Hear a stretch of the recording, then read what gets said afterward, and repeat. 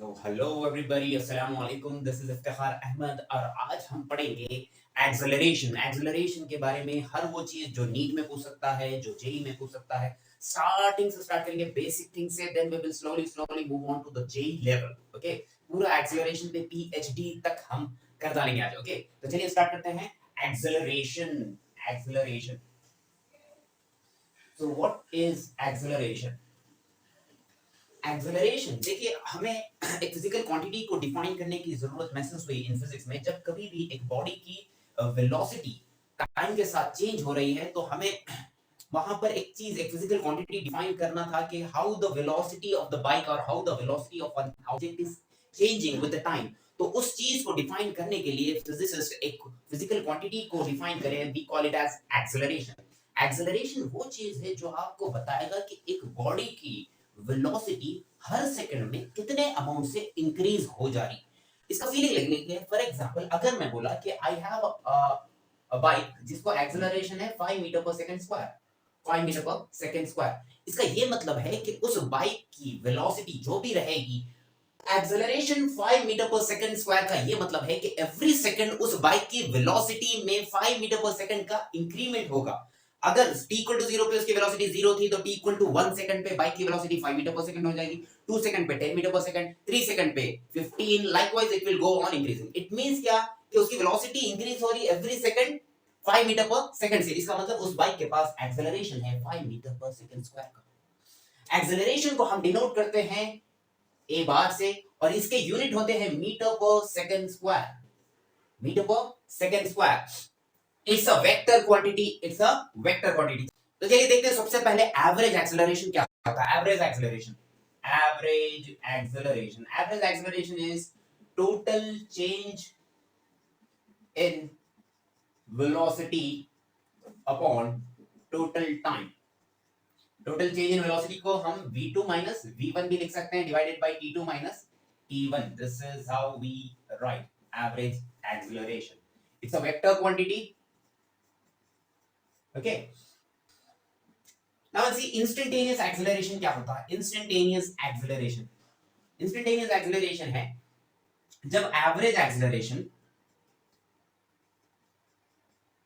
In the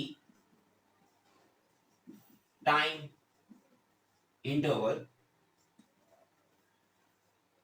between t2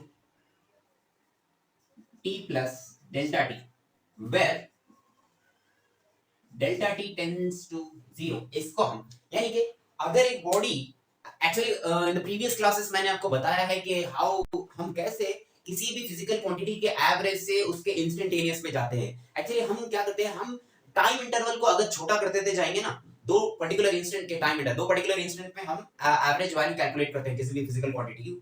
but अगर इसी time interval को, इसी दो इंस्टेंट्स को अगर हम बहुत करीब लेके आए, बहुत स्मॉल इंटरवल के लिए चेक करें, तो वो फिजिकल क्वांटिटी की वैल्यू हमें इंस्टेंटेनियस हो जाएगी.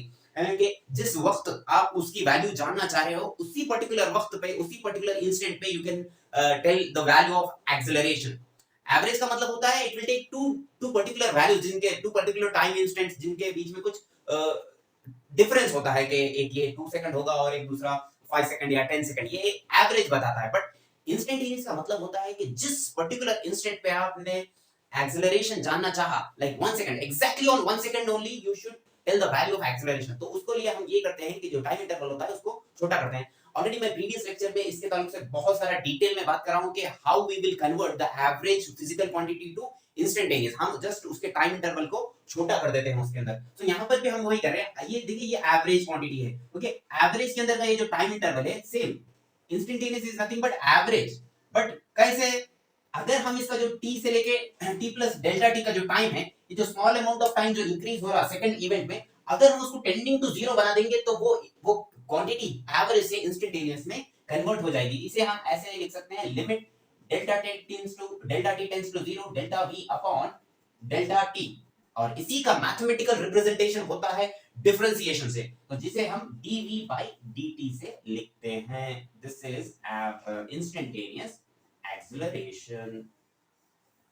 समझ में आएगा. देखिए एक्सेलरेशन जो है, फॉर एग्जांपल सबसे बेस्ट एग्जांपल एक्सेलरेशन का अगर आपको समझना है, फॉर एग्जांपल देखिए ये एक पेन है, अगर मैं इसको 0 वेलोसिटी से छोड़ूं, ओके, तो जैसे ये पेन गिरेगी, 1 सेकंड के बाद, just after 1 second it will have 10 metre per second velocity, और उसके बाद के 1 सेकंड में अगेन 20 मीटर पर सेकंड। मतलब अगर ये पेन 2 सेकंड्स हवा में रहेगी, ट्रैवल करेगी, अगर मैं फ्रीली इसको छोड़ दूंगा तो after 2 second it will have 20 metre per second, 3 second के बाद 30 मीटर पर सेकंड, 4 सेकंड के बाद 40 मीटर पर सेकंड। तो आप बोल सकते हैं कि ये अर्थ की वजह से जो एक्सेलरेशन आ रहा है इस बॉडी को, वो कितना है, एवरी सेकंड कितना अमाउंट में वेलोसिटी इंक्रीज हो रहा है, 10 से। So that's why we say that कि इस पेन को जो एक्सेलरेशन मिल रहा है ड्यू टू ग्रेविटी वो 10 मीटर पर सेकंड स्क्वायर है। Actually it is 9.8 metre per second square, but हम मोस्टली जब भी प्रॉब्लम्स डील करेंगे we will take it as 10 metre per second square. हाँ, तो चलिए अब करते हैं कुछ problem solve based on this average and instantaneous acceleration. तो सबसे पहले मैं लेता हूं एक सिंपल सा सवाल। इसके अंदर v is equals to मान लीजिए 2t power 3 plus t square ऐसा दिया गया है, और he is asking for find acceleration at 2 second and also find average acceleration in 3 second. तो क्वेश्चन में दिया गया है कि आपको पहली चीज इंस्टेंटेनियस एक्सेलरेशन निकालना है 2 सेकंड पे, तो वो कर लेते हैं पहले। देखिए ये है इंस्टेंटेनियस, ही वोंट मेंशन कि इंस्टेंटेनियस फाइंड आउट करो, अरे नहीं देता तो आपको समझना है कि he is asking for instantaneous acceleration कितने टाइम पर, 2 सेकंड पे। पहले क्या करिए, एक्सेलरेशन मालूम करने के लिए वेलोसिटी को डिफरेंशिएट करना है विद रिस्पेक्ट टू टाइम। अगर आप वेलोसिटी को डिफरेंशिएट करेंगे विद रिस्पेक्ट टू टाइम, यहाँ 3 ये 2 ये t का 2 plus 2t, okay this is a differentiation 6t square plus 2t। ये है acceleration as a function of time, मतलब कोई भी टाइम का वैल्यू डालो you will get the acceleration at that particular instant of time. तो अभी हमें चाहिए एक्सेलरेशन 2 सेकंड वाला, तो हम क्या करेंगे, simply we have to put this 2 acceleration at 2 second ना, तो 2 सेकंड हम इस पे डाल देंगे। सो 6 2 का square plus 2, this will be 6 into what will, how much it will be 4 plus 4, how much it will be 24 plus 4, it will be 8।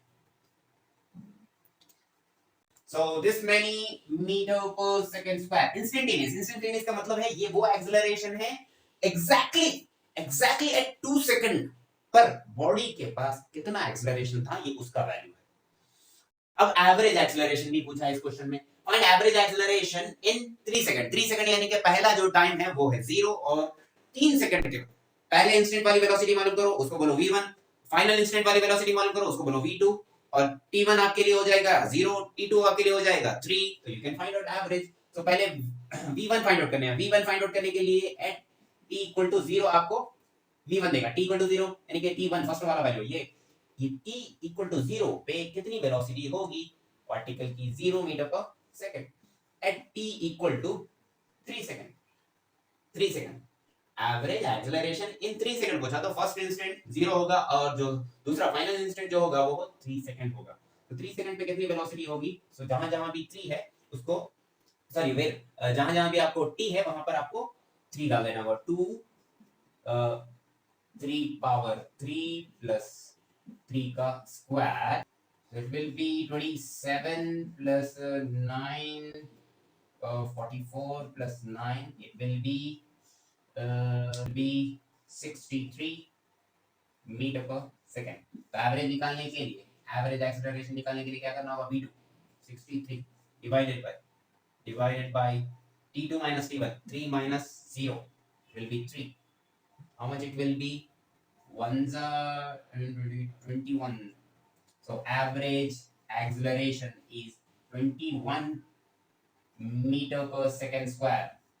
1 second से sorry 0 second से लेकर 3 सेकंड के बीच में जो एक्सेलरेशन था, एवरेज एक्सेलरेशन बॉडी को, वो है 21 metre per second square.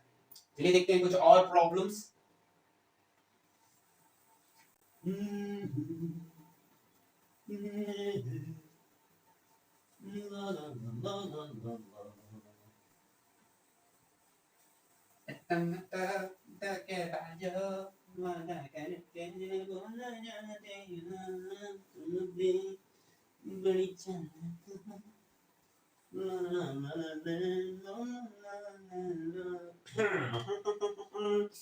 Allah Allah Allah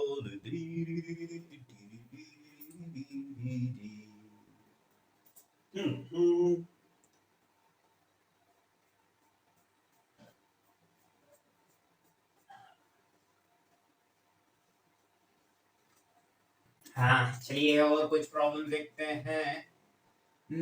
मान लीजिए आपको दिया गया है s is equals to 3t square plus 2t और बोल रहा है कि फाइंड फाइंड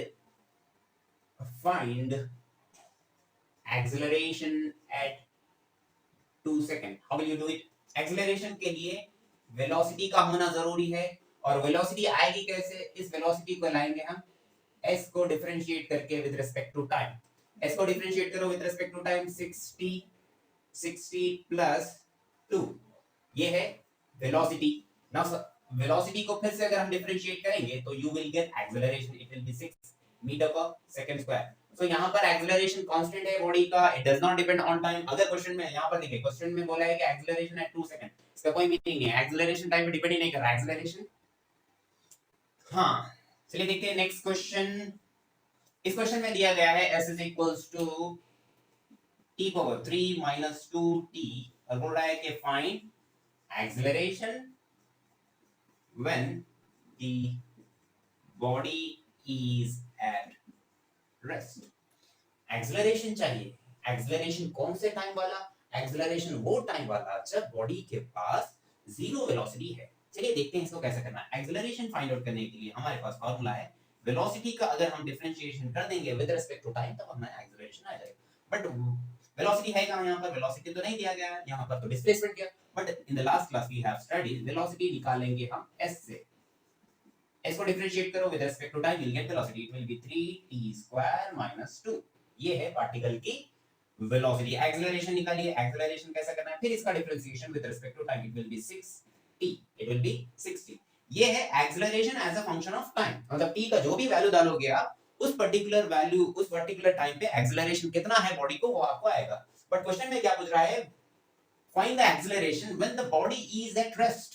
एक्सेलरेशन चाहिए कब? जब बॉडी रेस्ट पे हो, बॉडी का वेलोसिटी जीरो रहा तब एक्सेलरेशन चाहिए। तो from this equation make v equal to 0 and find किस पर्टिकुलर टाइम पर वेलोसिटी जीरो थी और उसी टाइम को हम यहां पुट कर देंगे तो हमें आ जाएगा एक्सेलरेशन जब बॉडी रेस्ट पे थी।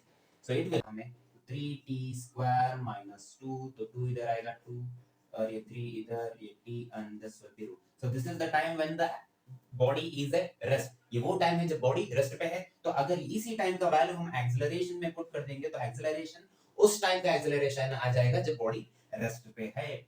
6 t की जगह 2 √2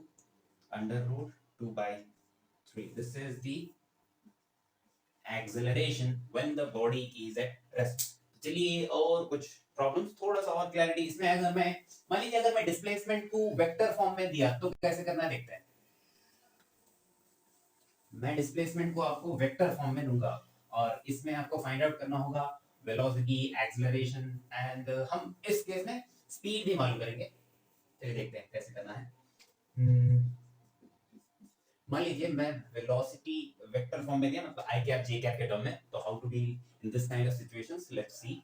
इट विल बी 2t, मुझे एक्सेलरेशन तक चाहिए ना, तो acceleration okay power 3 I cap -2 t square j cap. इसमें बोल रहा है कि find velocity at 1 second, speed at 1 second, acceleration at 1 second. चलिए देखते हैं कैसे करना है। देखो सिंपली ये है डिस्प्लेसमेंट वेक्टर फॉर्म में लिया। ये कौन सा डिस्प्लेसमेंट हो जाएगा? ये हो जाएगा sx, displacement along x axis. और ये कौन सा डिस्प्लेसमेंट हो जाएगा? sy, displacement along y axis. तो ये कितना है? 2t स्क्वायर और ये कितना है? -2t square. इस x एक्सिस के डिस्प्लेसमेंट से हमें आ जाएगी x एक्सिस वाली वेलोसिटी। डिफरेंशिएट करो इस डिस्प्लेसमेंट को, कितना हो जाएगा? It will B 4t। और इस y एक्सिस के डिस्प्लेसमेंट से आ जाएगी y वाली वेलोसिटी, वो -4t। ओके हाँ यहाँ पर इट इज पावर 3, तो 3 अगर यहाँ आएगा तो it will be 2। Okay now see, so ये आ गई हमारे पास velocity. x component 4t square i cap minus 4t j cap. Velocity at 1 second, velocity at 1 second. So क्या करना है? t की जगह 1 पुट कर देना है, so it will B -4 j cap. और पूछ रहा है स्पीड एट 1 सेकंड, अब इस 1 सेकंड वाली एट 1 सेकंड वाली वेलोसिटी को अगर हम इस वेलोसिटी का मैग्नीट्यूड निकाल देंगे, speed is nothing but velocity का मैग्नीट्यूड। अब हमें चाहिए स्पीड 1 सेकंड वाली, तो हम वेलोसिटी का मैग्नीट्यूड निकालेंगे। कौन सी वेलोसिटी का मैग्नीट्यूड निकालेंगे? वो वेलोसिटी जो 1 सेकंड वाली थी। इसीलिए हमें जो स्पीड आएगी वो रहेगी 1 सेकंड वाली। तो चलिए इसी का मैग्नीट्यूड निकाल लेते हैं। Magnitude under root it will be 16 plus 16 will be under root 32। ये है पार्टिकल की स्पीड मीटर पर सेकंड। ना उसके बाद क्या बोल रहा है? Acceleration of the particle at 1 second. Same x component of velocity को अगर आप डिफरेंशिएट कर दोगे तो you will gate x component of acceleration, it will B 8t। और जब आप y कंपोनेंट ऑफ वेलोसिटी को डिफरेंशिएट कर दोगे तो you will gate y component of acceleration, that will be -4। So net total acceleration कितना हो जाएगा इसमें? 80 i cap plus not plus -4 j cap, and this is the acceleration at any instant of time। आपको t का value डालना है, उस particular instant पे एक्सेलरेशन कितना होगा वो मालूम हो जाएगा। बट यहाँ पर सवाल में दिया गया है you have to find out acceleration at 1 second, so put t equal to 1। तो ये आ जाएगा 8 i cap -4 j cap। This is the acceleration at 1 second. ठीक है, चलिए और कुछ प्रॉब्लम्स करते हैं। आई होप अभी तक आपको क्लैरिटी आ गई होगी कि एवरेज एक्सेलरेशन और इंस्टेंटेनियस एक्सेलरेशन के प्रॉब्लम्स कैसे सॉल्व करते हैं। बट अभी तो बहुत कुछ बाकी है मेरे यार। जस्ट ये तो सिर्फ सिंपल प्रॉब्लम्स कराया हूं मैं। थोड़ा सा एक्सेलरेशन के बारे में और बहुत सारी चीजें हमें अभी जानना है। तो चलिए वन बाय वन और एक्सेलरेशन के बारे में मालूमात करते हैं, फिर उनके बेस्ड ऑन प्रॉब्लम सॉल्व करते हैं।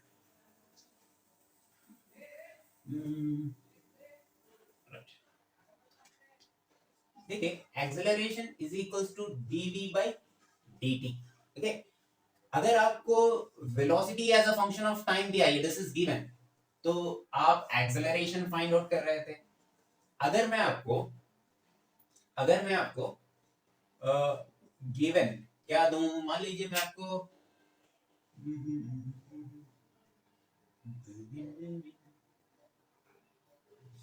आपको एक्सेलरेशन दूं और बोलूं कि find velocity as a function of time, कैसे करोगे? सिंपली इसी को थोड़ा रीअरेंज कर दीजिए। a is equals to dv by dt है।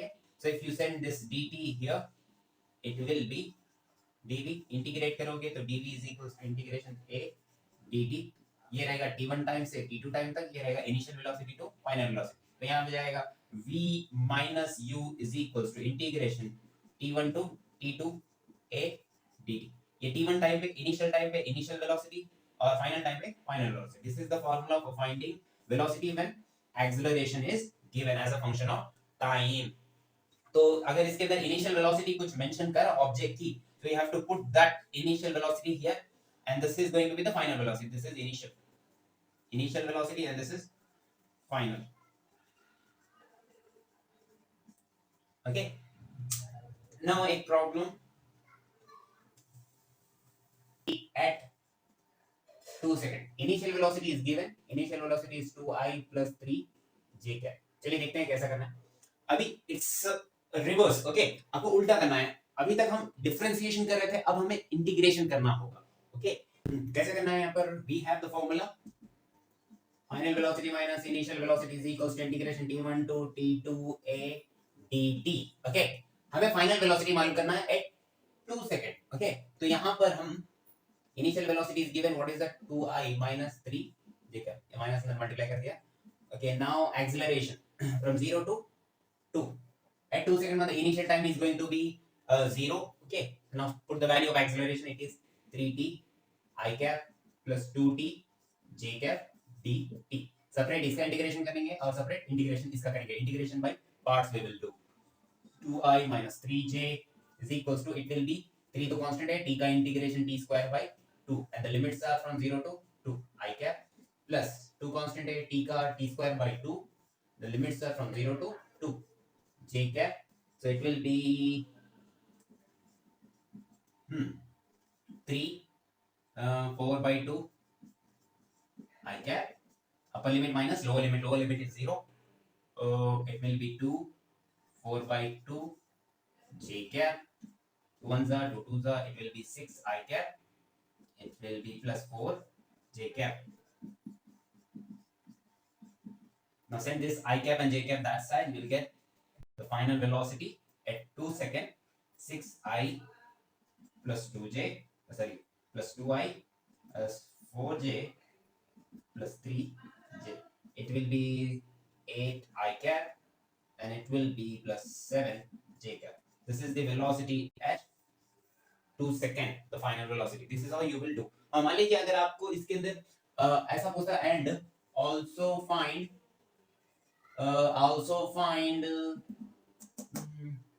पोजीशन वेक्टर, मतलब द पोजीशन r पूछता तो क्या करते थे, फिर इसी को हम डिफरेंशिएट करेंगे, जैसे कि dr is equals to v dt, so it will be dr integral v dt, so t1 to t2.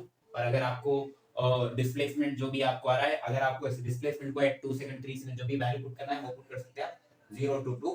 और यहाँ पर अगर आपको पार्टिकल क्वेश्चन में इनिशियल पोजीशन अगर कुछ मेंशन करा के अगर बोला कि particle is initially the particle is at initially the particle is at, अगर ऐसा बोला कि initially the particle is at 1, 2, तो यहाँ पर जो फाइनल इनिशियल पोजीशन वेक्टर आप लिखोगे तो initial final position vector minus initial position vector is equals to t1 to t2 v dt करोगे. तो यहाँ पर जैसा इनिशियल वेलोसिटी क्वेश्चन में दिया तो मैं फाइनल वेलोसिटी को जब सब्सट्रैक्ट कर दिया यहाँ पर इनिशियल वेलोसिटी से, जैसे यहाँ पर लिखा हुआ इसी तरीके से आप ये इनिशियल पोजीशन दिया ना पार्टिकल की, इस हिसाब से you can find out initial position vector. What is that is i cap plus 2 j cap. ठीक है, और r2 आपको मालूम करना है इसके अंदर. This is how you can do these problems. तो चलिए अब देखते हैं कुछ और कॉन्सेप्ट एक्सेलरेशन से रिलेटेड. एक्सेलरेशन का डायरेक्शन क्या होता है उस पर चर्चा करते हैं. What is the direction of acceleration? Acceleration का डायरेक्शन कैसे निकालना है? What is the direction of acceleration? Okay, अगर मैं ऐसे लिखूं a is equals to dv by dt, क्या इसका ये मतलब है कि एक्सेलरेशन का वही डायरेक्शन होगा जो वेलोसिटी का डायरेक्शन होगा? क्या ये सही बात है?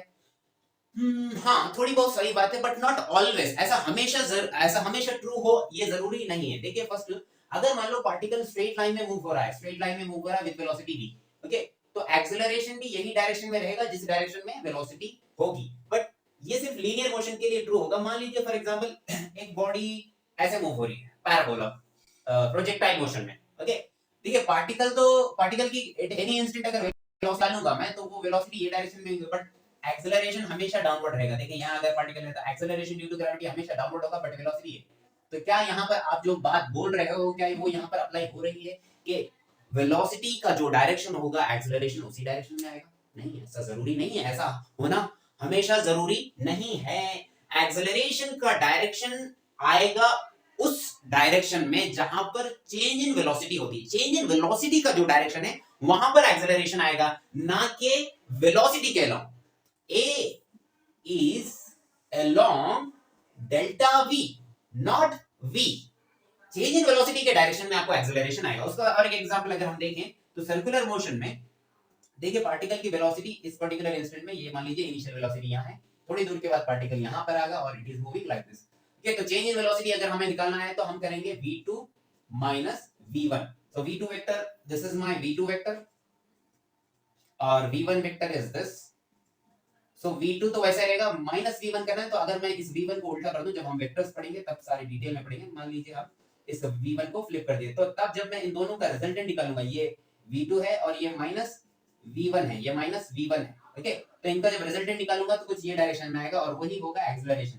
ये एक्सेलरेशन आएगा कहां से? ये v2 माइनस v1 के डायरेक्शन की वजह से आपको एक्सेलरेशन आएगा. और हम जानते हैं कि एक्सेलरेशन सर्कुलर मोशन में हमेशा टुवर्ड्स द सेंटर होता है. वो इसलिए क्योंकि एक्सेलरेशन वेलोसिटी का डायरेक्शन नहीं फॉलो कर रहा, एक्सेलरेशन चेंज इन वेलोसिटी का डायरेक्शन फॉलो कर रहा है. Are you getting my point? Acceleration velocity में ऐसे चेंज लाता है कि हमेशा चेंज इन वेलोसिटी एक्सेलरेशन के अलाउंग होती है. इस बात पे गौर फरमाइए जरा. ओके, तो अगर मैं आपको कुछ इस तरीके से बोलूं, समझ में ये बात कि एक्सेलरेशन हमेशा चेंज इन वेलोसिटी के अलाउंग होता है, हमेशा चेंज इन वेलोसिटी के अलोंग होता है। हाँ चलिए और एक कुछ बात और कुछ इंपॉर्टेंट पॉइंट डिस्कस करते हैं एक्सेलरेशन से रिलेटेड। अगर मैं बोलूं कि एक बॉडी का एक्सेलरेशन जीरो है, एक बॉडी है जिसका एक्सेलरेशन जीरो, क्या इसका ये मतलब है कि उसकी वेलोसिटी भी जीरो होगी? क्या ये बात सही है? एक बॉडी का एक्सेलरेशन जीरो है तो क्या उसकी वेलोसिटी जीरो होगी? नहीं, ये बात गलत है। हाँ, अगर एक बॉडी का एक्सेलरेशन जीरो है तो उसका ये मतलब होगा कि उसकी वेलोसिटी जो है वो कांस्टेंट है। ये बात सही है। देखिए भाई, acceleration is nothing but dv by dt, और अगर कोई चीज कांस्टेंट रहेगी उसका डिफरेंशिएशन अगर आप करोगे तो जीरो आएगा ना। जैसा कि मान लीजिए एक बाइक यहां थी, it is moving with 2 metre per second, यहां आई moving with 2 metre per second, यहां आई moving with 2 metre per second, 1 second पे, 2 सेकंड पे, 3 सेकंड पे टाइम चेंज हुआ बट वेलोसिटी चेंज नहीं हुई। हम बोले एक्सेलरेशन बॉडी के अंदर तभी आएगा जब वेलोसिटी टाइम के साथ साथ बढ़ेगी। बट अभी देखिए, अगर मैं बोलूं कि velocity is equal to zero for a time interval,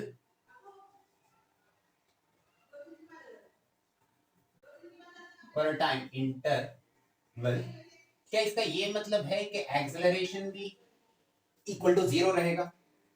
एक बॉडी की वेलोसिटी जीरो रहेगी फॉर अ टाइम इंटरवल अगर एक्सेलरेशन जीरो रहेगा। मान लीजिए एक 5 सेकंड के लिए बॉडी के पास कोई एक्सेलरेशन, 5 सेकंड तक बॉडी के पास आप कोई भी एक्सेलरेशन नहीं दिए हो, no acceleration, okay, in the time some time interval 0 से लेके 5 सेकंड तक के बीच में आप कोई एक्सेलरेशन नहीं दिए, क्या इसका ये मतलब है कि उसकी वेलोसिटी जीरो रहेगी उस पर्टिकुलर सिचुएशन में? हां, सही बात है, दिस स्टेटमेंट इज ट्रू।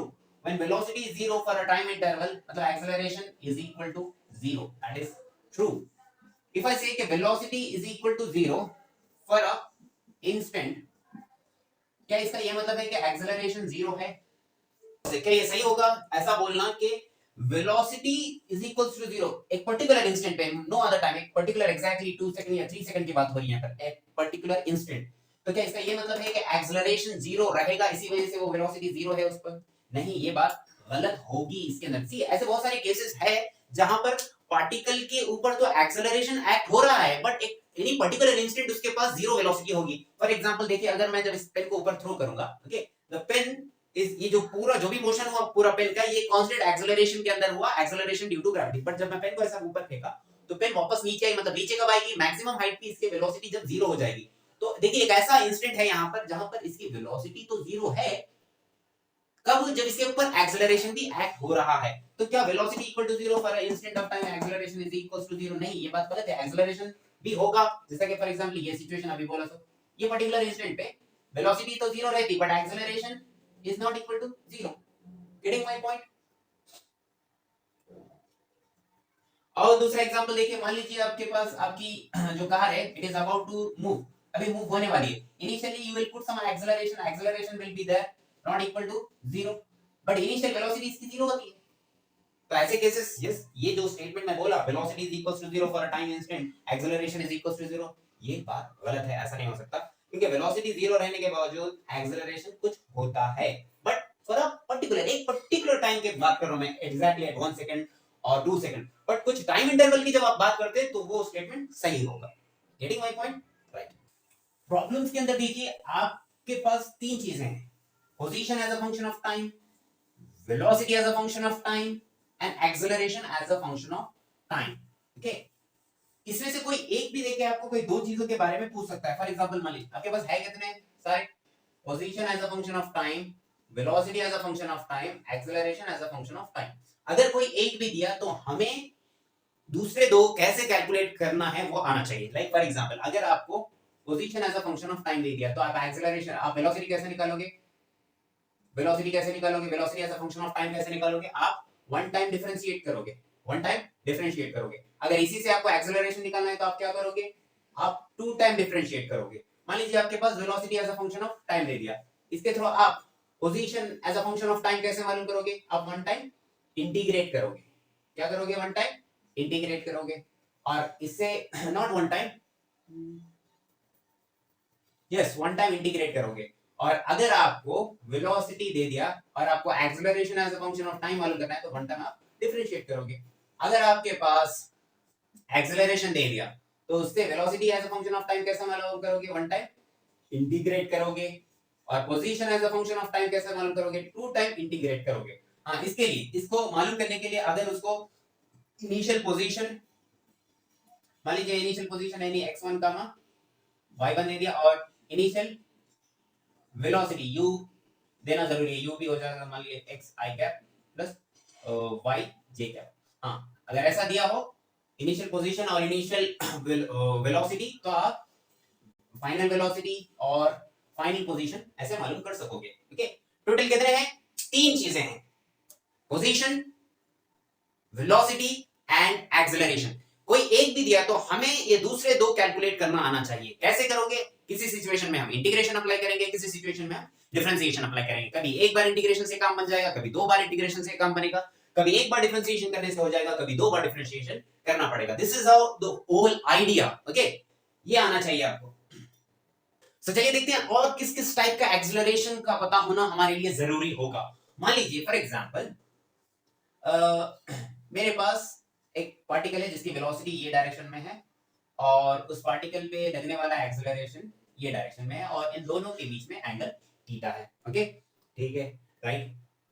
अब जब कभी भी आपको ऐसा सिचुएशन आए कि वेलोसिटी के डायरेक्शन और एक्सेलरेशन के डायरेक्शन में कुछ एंगल हो, तो क्या कर लीजिए, इस एक्सेलरेशन के दो कंपोनेंट्स कर लीजिए। एक कर लीजिए अलोंग दी वेलोसिटी, जिसको हम बोलते हैं टेंजेंशियल एक्सेलरेशन, इसका और एक नाम है पैरेलल एक्सेलरेशन। ये आएगा हमें कैसे, ये कितना आएगा, a का मैग्नीट्यूड साइन cos थीटा, क्या आएगा, cos theta. so it's a component of acceleration along the velocity। और एक कंपोनेंट जो आएगा वो आएगा परपेंडिकुलर, इसको हम बोलेंगे a परपेंडिकुलर, ये रहेगा a sin थीटा। तो कभी भी एक बॉडी के ऊपर अगर वेलोसिटी और एक्सेलरेशन के बीच में कुछ एंगल हो तो उन एक्सेलरेशन के दो कंपोनेंट कर लेने चाहिए, एक होगा अलोंग द वेलोसिटी और एक होगा परपेंडिकुलर टू द वेलोसिटी। इसी परपेंडिकुलर टू द वेलोसिटी को हम रेडियल एक्सेलरेशन भी बोलते हैं। इन रेडियल और टेंजेंशियल एक्सेलरेशन क्या होता है, जब मैं आपको सर्कुलर मोशन पढ़ाऊंगा इनको और ज्यादा डिटेल में हम देखेंगे। अभी बस आप इतना समझिए कि एक एक्सेलरेशन जो वेलोसिटी के अलोंग होता है उसे पैरेलल एक्सेलरेशन कहते हैं, और वो एक्सेलरेशन जो परपेंडिकुलर टू द वेलोसिटी रहता है उसे परपेंडिकुलर एक्सेलरेशन कहते हैं। अब ये दो एक्सेलरेशन में एक्चुअली होता ये है कि ये जो एक्सेलरेशन है, ये एक्सेलरेशन वेलोसिटी को चेंज करता है, मतलब आपकी स्पीड को चेंज करेगा। किसे चेंज करेगा, it will change the speed. और ये वाला जो एक्सेलरेशन है ये चेंज करता है डायरेक्शन को। Direction change will change the it will change the direction उस वेलोसिटी का। देखिए इस कंपोनेंट की वजह से, ये परपेंडिकुलर एक्सेलरेशन की वजह से जो वेलोसिटी रहेगी वो ऐसे ऐसे ऐसे ऐसे it will change, and this component will increase its speed, जो भी है वो स्पीड बढ़ाएगा। इन्हीं दो कंपोनेंट्स को हम जब हम सर्कुलर मोशन पढ़ेंगे तो तब देखेंगे कि एक पार्टिकल को ऐसे एक टेंजेंशियल एक्सेलरेशन आएगा जिसे हम at कहेंगे, और एक एक्सेलरेशन टुवर्ड्स द सेंटर आएगा, टुवर्ड्स द सेंटर, जिसको हम रेडियल एक्सेलरेशन कहेंगे। और इन दोनों में से देखिए ये जो एक्सेलरेशन है, ये एक्सेलरेशन सर्कुलर मोशन में डेफिनेटली रहेगा, क्योंकि यही रिस्पांसिबल होता है चेंज इन वेलोसिटी के डायरेक्शन को चेंज करने के लिए। अगर ये एक्सेलरेशन नहीं रहेगा रेडियल एक्सेलरेशन, तो बॉडी सर्कुलर मोशन ही नहीं करेगी। और ये जो एक्सेलरेशन है, अगर बॉडी कांस्टेंट स्पीड से मूव हो रही है, यूनिफॉर्म सर्कुलर मोशन अगर रहेगा तो ये कंपोनेंट उसका जीरो हो जाएगा। बाद में डिस्कस करेंगे इन डिटेल कि ये क्या होता है, डोंट वरी अबाउट दिस। अभी आप इस पे आ जाइए। तो आपके पास दो एक्सेलरेशन है, एक परपेंडिकुलर और एक पैरेलल, एक परपेंडिकुलर टू द वेलोसिटी और एक पैरेलल। तो नेट एक्सेलरेशन को हम लिखते हैं dv/dt। ओके, तो अगर हमें ये acceleration, net acceleration on the particle निकालना है तो हम क्या करेंगे, हम निकालेंगे इन दोनों का रिजल्टेंट। तो नेट एक्सेलरेशन को हम निकालेंगे अंडर रूट a पैरेलल का स्क्वायर प्लस a परपेंडिकुलर का स्क्वायर, उसका मैग्नीट्यूड। क्योंकि a वेक्टर जब मैं फॉर्म करूंगा तो कैसे लिखूंगा, a परपेंडिकुलर, मान लीजिए ये x एक्सिस है तो यहां पर i कैप लिख लूंगा, प्लस a पैरेलल अगर वो y एक्सिस हो जाएगा क्योंकि उसके परपेंडिकुलर है। तो उसी एक्सेलरेशन का मैग्नीट्यूड में कैसे निकालना पड़ेगा, मुझे इन दोनों कंपोनेंट का स्क्वायर करना होगा और रूट निकालना होगा। Okay, that's how I get the net. और अगर मैं बोलूं कि व्हाट इज दिस dv/dt, क्या ये स्पीड है? क्या है ये? स्पीड। वेलोसिटी का magnitude is nothing but speed. तो स्पीड जब टाइम के साथ चेंज हो रही है तब वो क्या देगा? स्पीड जब चेंज हो रही है टाइम के साथ वो हो जाएगा ए पैरेलल। अगर आपको ये पूछा तो इसमें it means is asking for a parallel. Getting my point?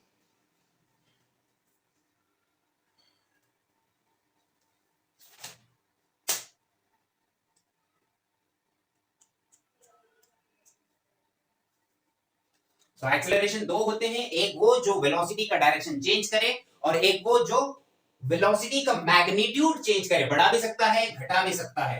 वो कब होगा? जब वेलोसिटी और एक्सेलरेशन के बीच में कुछ एंगल होगा। मान लीजिए अगर आपके पास सिर्फ वेलोसिटी भी यही डायरेक्शन में है और एक्सेलरेशन भी यही डायरेक्शन में है, तो ये एक्सेलरेशन सिर्फ और सिर्फ उसकी स्पीड चेंज करेगा, it won't change its direction. क्यों? क्योंकि यहाँ पर अगर आप डायरेक्शन वाला कंपोनेंट निकालोगे तो साइन जीरो हो जाएगा यहाँ पर और साइन जीरो जीरो हो जाएगा। यहाँ पर अगर आप अप्लाई करना चाहो और रेडियल कंपोनेंट जो डायरेक्शन चेंज करता है जिसको हम ए परपेंडिकुलर कहते हैं, वो होता है ए साइन थीटा, और थीटा कितना है यहाँ पर? 0 डिग्री है। That's why a radial is equal to 0, और you can say A perpendicular component acceleration का वो कंपोनेंट जो वेलोसिटी को परपेंडिकुलर है, वो कुछ है ही नहीं यहाँ पर, है ही नहीं। इसीलिए इस केस में पार्टिकल जो डायरेक्शन में मूव हो रहा है वही डायरेक्शन में मूव होगा, और ये जो एक्सेलरेशन है ये सिर्फ और सिर्फ होगा ए पैरेलल, जो सिर्फ और सिर्फ इसकी स्पीड यानी कि मैग्नीट्यूड ऑफ वेलोसिटी चेंज करेगा, डायरेक्शन चेंज नहीं करेगा। चलिए इससे रिलेटेड एक प्रॉब्लम देखते हैं। मान लीजिए मेरे पास इस क्वेश्चन में वेलोसिटी दिया है 2i cap plus j cap, और एक्सेलरेशन दिया है मान लीजिए i cap plus j cap. बोल रहा है कि फाइंड a का पैरेलल कंपोनेंट, a का पैरेलल, और a पैरेलल कंपोनेंट क्या होता है? a पैरेलल कंपोनेंट होता है a cos theta, a parallel a cos theta ही है ना, राइट? a cos थीटा मालूम करना है। चलिए देखते हैं कैसे करना है। बिफोर दिस आपको मैं कुछ बेसिक वेक्टर्स के बारे में बताना चाह रहा हूं डॉट प्रोडक्ट में, क्योंकि we are going to use that here. मान लीजिए वेक्टर b है और ये वेक्टर a, इन दोनों के बीच में एंगल थीटा है। तो यहाँ पर हम करेंगे डॉट प्रोडक्ट। डॉट प्रोडक्ट यानी कि जो a वेक्टर है उसको यहाँ डॉट लगा के b वेक्टर लिख देंगे। जब इन डॉट प्रोडक्ट को ओपन करेंगे तो ये हो जाएगा magnitude of a magnitude of b cos theta, where theta is the angle between a and b। जब आपको मैं पूछूंगा व्हाट इज द, तो यहाँ पर अगर आप निकालोगे b a dot b by a का magnitude you will get b cos theta, और जब आप करोगे a dot b divided by b का मैग्नीट्यूड तो यहाँ रह जाएगा a cos थीटा। तो इसे कहते हैं component of b vector along a, यानी कि इसका जितना भी, मान लीजिए ये b का जितना भी वैल्यू यहाँ पर गिर रहा है, यहाँ जितना भी इसका शैडो जो आ रहा है, इसका जितना कंपोनेंट, इसका जितना भी कंट्रीब्यूशन अलोंग a के आ रहा है, उसे हम कैसे मालूम कर सकते हैं? इसके थ्रू। अगर आप if you do this you will get the component of b along a, ये कंपोनेंट है b का अलोंग a, और ये जो है ये है component of vector a along b। तो यहाँ पर हमें उसी तरीके से कुछ करना होगा। देखिए ये है हमारे पास a cos थीटा, तो हमें मालूम करना होगा component of acceleration along velocity. Component of acceleration along velocity यानी कि हम इसे ऐसे लिखेंगे v dot a divided by v का magnitude will give you a cos theta. कैसे लिखा मैं इस इक्वेशन को? मैंने किया dot product between a and b, तो मुझे मिला v का मैग्नीट्यूड a का मैग्नीट्यूड cos थीटा, तो v को इधर लेके आ गया तो I got a cos theta. a cos theta is nothing but what? component of what? Component of acceleration along velocity. So a parallel is nothing but component of a along velocity only na, so that's why if you do the dot product between a v and divide by the magnitude of v you will get the answer. तो चलिए इसको कैसे करना है ये रख कर देता हूं मैं।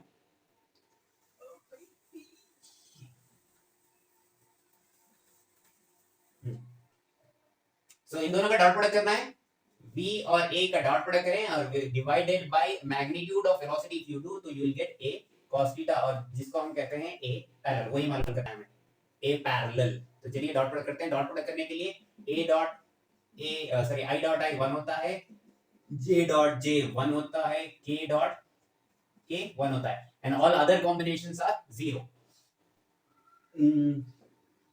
i dot i 1 so it will be 2, i dot j 0, फिर इसके बाद j dot i 0, i dot j dot j 1, it will be 3, magnitude of velocity कितना हो जाएगा 2 का स्क्वायर प्लस 1 का square it will be 3 by under root 5 ये हो जाएगा ए पैरेलल। अगर आपको ऐसा पूछता था and also find A perpendicular तब आप क्या करते थे ए परपेंडिकुलर मालूम करने के लिए ये फार्मूला देखिए will substitute in this formula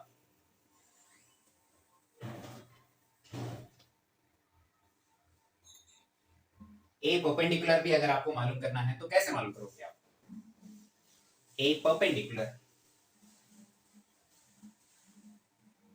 आपके पास एक्सेलरेशन दिया गया है तो उसका मैग्नीट्यूड आप निकाल सकते हैं एक्सेलरेशन का मैग्नीट्यूड आ जाएगा 1 square it will be under root 2 और ए पैरेलल आपके पास है ए पैरेलल कितना है 3 बाई रूट 5 और आपके पास है ए नहीं है आपके पास यही आपको कैलकुलेट करना है so by using this equation you can calculate. So देखिए और एक important point related to acceleration acceleration का फार्मूला आता है dv by dt ओके। मान लीजिए आपको एक ऐसा क्वेश्चन दिया गया है जिसके अंदर दिया गया है velocity as a function of position 2x square plus 1 और बोल रहा है कि फाइंड एक्सेलरेशन। ऐसे सिचुएशन में कैसे करोगे एक्सेलरेशन कैलकुलेट कर लोगे आप जब वेलोसिटी टाइम का फंक्शन होगा बट यहाँ पर वेलोसिटी टाइम का फंक्शन नहीं है यहाँ वेलोसिटी x का फंक्शन है पोजीशन का फंक्शन है। ऐसे सिचुएशन में कैसे डील करोगे आप करोगे इसी इक्वेशन को मल्टीप्लाई डिवाइड विद dx तो इस dx के मल्टीप्लाई डिवाइड करने की वजह से ये जो टर्म आ रहा है dx अपॉन dt ये बन जाएगा वेलोसिटी क्योंकि वेलोसिटी है dx upon dt okay and the remaining is dv by dx। तो आपको अगर एक्सेलरेशन फाइंड आउट करना है और velocity as a function of x दिया तो you will be using this equation. कैसे करना है देखिए इसके अंदर तो substitute velocity as it is 2x square plus 1 उसके बाद उसी वेलोसिटी का differentiation with respect to x तो ये कितना हो जाएगा 4x this is the acceleration. चलिए और एक क्वेश्चन देखते हैं इसके so we will solve one more problem based on this equation. देखिए इधर the question is t is equals to alpha x square plus beta x और क्वेश्चन में बोल रहा है फाइंड डिसेलरेशन। डिसेलरेशन क्या होता है एक्सेलरेशन का उल्टा। अगर आपको डिसेलरेशन मालूम करना है तो जो भी आपकी बॉडी को एक्सेलरेशन आएगा उसको माइनस साइन लगा दो it will give you the deceleration. See acceleration what it will do it will increase the velocity every second. हर सेकंड में बॉडी का जो वेलोसिटी रहता है उसमें इंक्रीमेंट करता है acceleration. Deceleration is a negative of acceleration. इसका मतलब ये कि अगर आप बोलोगे कि बॉडी में डिसेलरेशन है इट मींस वो एवरी सेकंड बॉडी की वेलोसिटी निकाल लेगा रिमूव करेगा डिक्रीज कर देगा एवरी सेकंड। वो इंक्रीज करेगा ये डिक्रीज करेगा इसलिए इसको डिसेलरेशन भी हम बोल सकते हैं और the another name for it is retardation. जैसे कि फॉर एग्जांपल गाड़ी में जब हम ब्रेक लगाते हैं that is a kind of deceleration क्योंकि उसकी वजह से जो वेलोसिटी होती है वो डिक्रीज होती है और जब हम एक्सेलरेट करते हैं तब वेलोसिटी इंक्रीज होती है। ओके तो चलिए इसमें देखते हैं कैसे मालूम करना है। तो इसके लिए हमें करना होगा v is equals to dx by dt होता है बट अगर x as a function of time देता तो हम ऐसा कर लेते थे but x as a function of time नहीं है यहाँ पर t as a function of x है इसीलिए इसको करेंगे 1 by x is equals to dt upon dx। now you can differentiate this it will be 2 alpha x plus beta। so ये जो हम होगा है ये इनवर्स ऑफ वेलोसिटी उल्टा है तो it will be 2 alpha x plus beta। Velocity क्या होगा वेलोसिटी होगा 2 alpha x plus beta whole power 1 half whole power -1। So अभी हमें चाहिए एक्सेलरेशन। एक्सेलरेशन का फार्मूला है अगर velocity as a function of time. देखिए इस केस में velocity as a function of time नहीं है not time sorry velocity as a function of position. Velocity as a function of अगर पोजीशन हो तो आपको ये फार्मूला इस्तेमाल करना होगा एक्सेलरेशन फाइंड करने के लिए। Acceleration is equals to v dv by dx। तो v क्या है सब्स्टिट्यूट कर दो पहले 2 alpha x plus beta whole power -1 into now you do the differentiation of this velocity with respect to x so we will apply the chain rule। हमें इसको x मानना होगा और उसके अकॉर्डिंग अगर हम इसे डिफरेंशिएट करेंगे तो it will be 2 alpha x plus beta whole power -2। now inner function ये इंटरनल को भी हमें डिफरेंशिएट करना पड़ेगा it's a chain rule so it will be 2 alpha beta is a constant तो उसका डिफरेंशिएशन 0 होगा। here in this question alpha and beta are constant। okay now simplify this it will be acceleration is equals to -2 alpha all divided by 2 alpha x plus beta whole power 3। ये power -2 -1 -3 और उसे नीचे डालूंगा तो it will be +3. So deceleration will be minus of acceleration minus minus will be plus, so it will be 2 alpha by 2 alpha x plus beta whole power 3. Okay, so that's it for today. मिलते हैं अगली class में. So next class में हम पढ़ेंगे कुछ constant acceleration पे problems करेंगे. कांस्टेंट एक्सेलरेशन को कैसे डील करते हैं, कांस्टेंट एक्सेलरेशंस के एग्जांपल्स देखेंगे. Okay, that's it for today. Thank you so much for watching. Stay tuned.